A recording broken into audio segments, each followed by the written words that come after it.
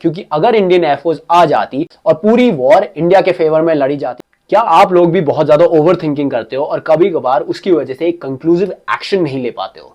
तो ये कहानी आपके लिए है। साल है 1962 और वॉर चल रही है इंडिया और चाइना के बीच में। इस दौरान इंडियन एयरफोर्स और इंडियन आर्म फोर्सेस ने एक प्लान डिवाइस किया, जहां उन्होंने प्लान किया है कि हम Chinese air force fields, hangers and military installations को कंटिन्यूसली बॉम्ब करेंगे अपने एयरफोर्स के थ्रू। अनफॉर्चुनेटली ये पूरा प्लान रिजेक्ट हो जाता है हमारी उस टाइम की सिटिंग गवर्नमेंट के द्वारा। ये रीजन दिया जाता है कि what if the Chinese retaliate.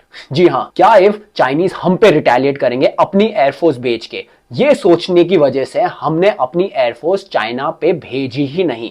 आप लोग शायद ये बात जान के बहुत ज्यादा हैरान हो गए, पर 1962 में Indian air force was far more superior than the Chinese air force. उस जमाने में चाइनीज एयरफोर्स का एक ही डर था, अगर इंडियन एयरफोर्स आ गई हाउ विल वी काउंटर। क्योंकि अगर इंडियन एयरफोर्स आ जाती और पूरी वॉर इंडिया के फेवर में लड़ी जाती अगर इंडियन एयरफोर्स आ जाती 62 में, बिकॉज 1962 में चाइना के पास इंडिया के कंपैरिजन में बहुत कम एयरक्राफ्ट थे और एविएशन फ्यूल ना के बराबर, और उससे भी ज्यादा कम थे उनके पास trained pilots who could counter the Indian air force. Because गौर कीजिए, Indian air force was the same air force that was trained by the British air force. The royal British air force ने अपने खुद के प्लेन छोड़ रखे थे, वही पायलट्स जो बहुत ज्यादा हेवीली ट्रेन्ड थे एंड वो prepared for any type of aerial conflict. And that is why China was very scared.